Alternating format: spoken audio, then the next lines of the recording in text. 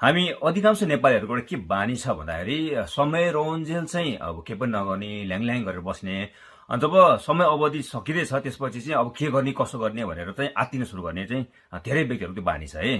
जस्तै अब यो अहिले जापानमा चाहिँ जुन यो भिसाको कडी कडाउ भइरहेको छ हैन, त्यसले गर्दाखेरि अब धेरै व्यक्तिहरु चाहिँ एसएसडब्ल्यू चाहिँ गरेर बस्नु हैन, पढेर बस्नु, त्यसको चाहिँ सर्टिफिकेट लिएर बस्नु भनेर म आफैले पनि धेरैचोटि चाहिँ भिडियो बनाएको छु। अन्य व्यक्तिहरुले पनि भिडियोहरु बनाएका छन्। तर कस्तो भन्दाखेरि अब अहिले पनि आएर के भन्छ भने स्पेशली स्टुडेन्ट विद्यार्थी भाइ बहिनीहरु चाहिँ अब के अरे मार्चमा चाहिँ म ग्रेजुएट हुँदैछु, पास आउट हुँदैछु, कम्पनी फिक्स भएको छैन, एसआईडब्ल्यूको पनि कुनै सेक्टरमा चाहिँ स्किल टेस्टहरु लिएर बसेको छैन, कतिले त अझ त भनौं न एनफोर्समा पनि दिएको छैन अथवा पास गरेको छैन भनेर पनि मैले भेटेँ है। यही मार्चमा चाहिँ स्कुल सकिँदैछ, त्यसपछि आएर चाहिँ अब भिसा चाहिँ अप्रिल मेसम्म छ, अब के गर्ने कसो गर्ने भनेर चाहिँ आत्तिनेहरू छ। त्यो सँगसँगै अब अन्य व्यक्तिहरू पनि अन्य भिसामा भएको व्यक्तिहरू पनि अब मेरो चाहिँ भिसा चाहिँ जम्मा 30 दिनको आयो, त्यो जुम्मे भिसा आयो, ला अब म त एसएसडब्ल्यू गर्नुपर्ने छ, के गर्ने होला भन्नुहुन्छ है। अब यो एउटा कुरा बुझ्छ भन्दाखेरि धेरै व्यक्तिहरूले एसएसडब्ल्यूलाई चाहिँ अलिकति हल्का रूपमा सजिलो हैन, अलिकति यसलाई चाहिँ लो लेभलको भनेर सोचे जस्तो फिल भइरहेछ है। कि एसएसडब्ल्यू चाहिँ सबैले सोचे जस्तो त्यति सजिलो चाहिँ छैन है।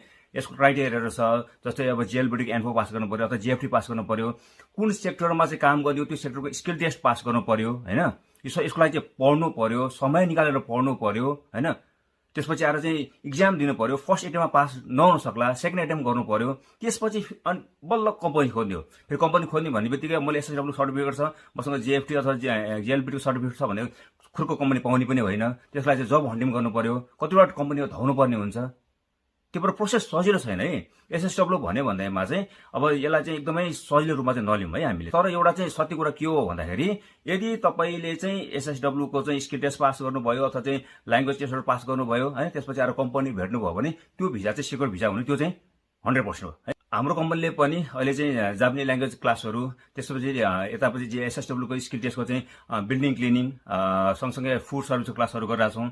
अब हामीले चाहिँ खाइगो, त्यसपछि आएर चाहिँ फुड म्यानुफ्याक्चरिङ, त्यसपछि आएर एकोमोडेसनको पनि क्लास सुरु गर्दैछौँ। यदि तपाईहरु इच्छुक हुनुहुन्छ भने सम्पर्क गर्न सक्नुहुनेछ, इन्भेस्ट गर्नुस् हैन।